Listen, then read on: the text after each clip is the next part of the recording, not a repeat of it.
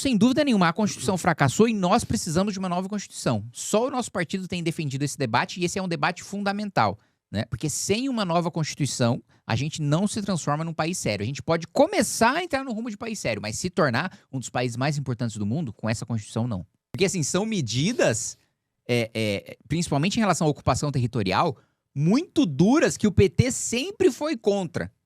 Aí, chegou no ano de eleição, estão vendo que segurança pública é a principal pauta, de repente tá lá, Lula contra... Recentemente nós tivemos, ainda nessa discussão da segurança pública, a aprovação do PL antifacção, e nós temos alguns outros projetos que foram, inclusive do senhor, aprovado de endurecimento de pena para os crimes mais comuns, que mais assolam, né, os brasileiros, latrocínio, roubo, furto, enfim.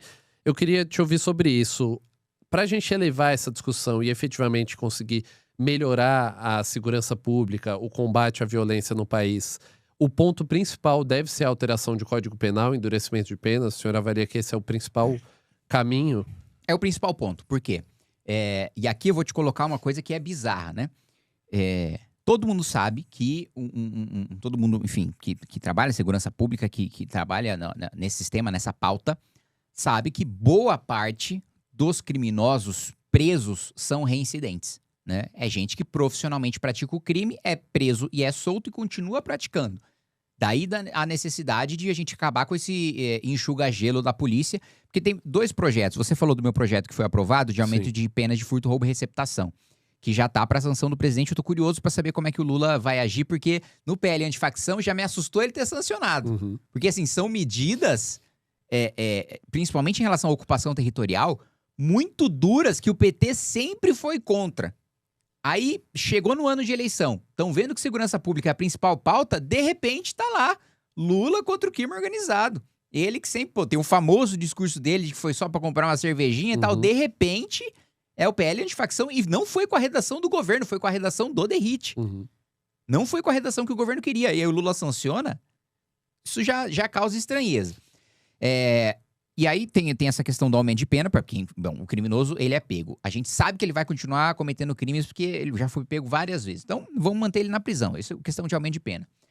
A outra questão é desse prende e solta, do sujeito não ficar preso preventivamente, dele ficar na liberdade condicional. Aí, mesmo ele tendo 20 passagens pela polícia, como ele não tem uma condenação transitada e julgado, ele vai sendo solto, mesmo sendo pego em flagrante. Não há dúvida de que foi ele, de que houve crime, de que foi ele que cometeu o crime. Materialidade e autoria.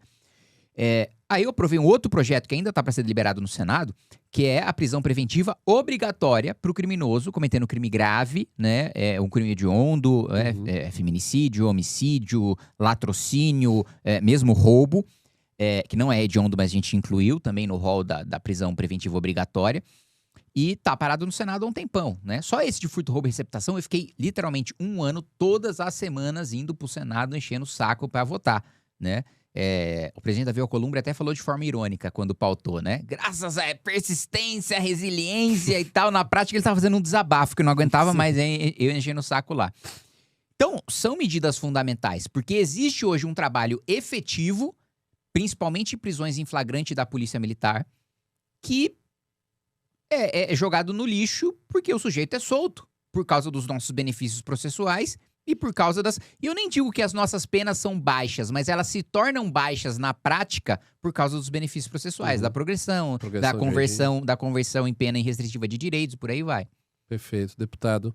Essa questão da insegurança, né, o sentimento generalizado de insegurança. Outro ponto, a falta de perspectiva econômica. São algumas questões que estão em discussão. Em um número que a gente vê muito, eu vou citar o número da Atlas Intel, mas outros institutos de pesquisa também mostraram isso, que os brasileiros de 16 a 24 anos são aqueles que têm a maior intenção de ou não votar, ou votar nulo ou branco para presidente em 2026. E isso, o mapeamento foi feito para presidente, mas isso se estende a outras discussões também. É uma descrença com a política e com perspectiva de futuro mesmo. Eu queria te ouvir um pouco sobre isso, deputado. Assim, para além de Renan Santos, ou Flávio Bolsonaro, ou Luiz Inácio Lula da Silva, fato é que há uma crise de representatividade e um sentimento de falta de perspectiva mesmo nessa geração de brasileiros de 16 a 24 anos, nesses brasileiros que estão agora iniciando o mercado de trabalho, a sua área de formação, enfim. Como é possível construir pela política uma perspectiva para esse setor, essa faixa etária dos brasileiros? Eu acho que a gente está sendo muito competente em construir representatividade porque, assim, não é muito difícil para a gente representar as gerações mais novas, porque nós somos uma geração mais nova, né? Não à toa, o Renan foi o candidato que mais cresceu, né? Entre quem tem 16 e 24 anos de idade. Porque nós sabemos o que nós queremos, o que a nossa geração quer, né? E o Renan só não tem mais intenção de voto entre os jovens porque ele não é tão conhecido. Mas o próprio Palácio do Planalto, a campanha do Lula, está preocupada porque o Lula foi aquele que mais caiu entre os mais jovens e o Renan foi aquele que mais subiu. Então, pela primeira vez, por causa dessa última pesquisa que colocou o Renan com 5%, o Lula está se preocupando, falando, pô, mas o que é isso aí que está corroendo, né, o apoio na juventude? E outra coisa, você colocou dos nulos e brancos, eu não tenho a menor dúvida de que eles vão reduzir radicalmente em prol da candidatura do Renan, uma vez que eles conheçam. Porque o Renan, ele é o quadro menos conhecido de todos nós do MBL, dos quadros nacionais, né? Ele é menos conhecido que eu, que a Amanda, que o Guto, né? Então, é a primeira eleição que ele disputa. Então, e no final do ano, né, ele será o mais conhecido de todos nós, de longe. Ele será a nossa maior liderança em tamanho, em conhecimento, né, em engajamento de todos nós. Então, a nossa perspectiva é muito boa porque o índice de conhece e vota do Renan é muito alto. Né? Então, poucas pessoas conhecem, mas as poucas que conhecem votam, maioria esmagadora. E entre quem tem 16 e 24, dos homens que têm entre 16 e 24, 25% votam no Renan. Então, 1 a cada 4 jovens homens de 16 a 24 votam no Renan. Isso com o Renan sendo um desconhecido ainda nas eleições. Então, nós representamos essa geração com muita competência, porque nós somos dessa geração, porque nós sabemos o que nós queremos, e porque a gente se prepara e a gente leva a política como uma missão, né? Sem querer fazer um trocadilho aqui com o nome do partido, mas como um sacerdócio, como um fardo e não um privilégio para a gente se locupletar do poder.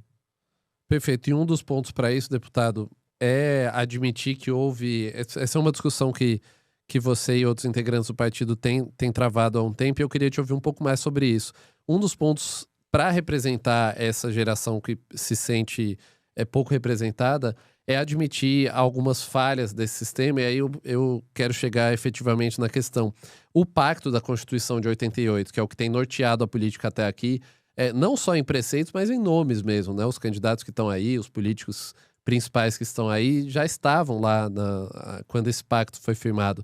Esse pacto falhou, ele já é possível reconhecer isso na avaliação? Ele nasceu morto já. A Constituição de 88, ela já foi mal desenhada, não é nem que ela representava o espírito do tempo e funcionava à época, ela já não funcionava à época, né?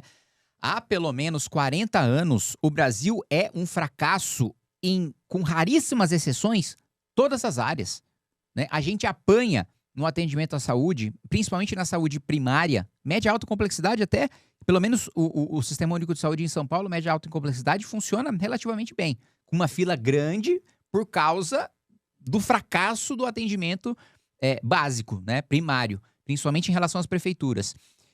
Mas em saúde, assim, os nossos índices são péssimos e tiveram uma evolução muito medíocre em relação a outros países em desenvolvimento. Educação nem se fala. Educação, eu fico especialmente triste porque eu conheço mais profundamente, porque fui presidente da comissão, de ver, assim, nos últimos 40 anos, é difícil encontrar algum país no mesmo status do Brasil, emergente, que tenha ficado tão estagnado quanto a gente, né?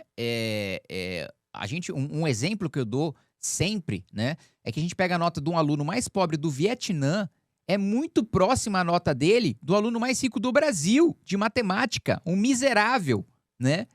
De um professor que ganha, num país em que o professor ganha metade do que ganha no Brasil, em que tem escolas com metade do financiamento do Brasil, e que tem pessoas 2 vezes mais pobres do que o Brasil, consegue ter uma nota matemática praticamente igual à nossa. Infraestrutura nem se fala, né? A gente, parte dessa...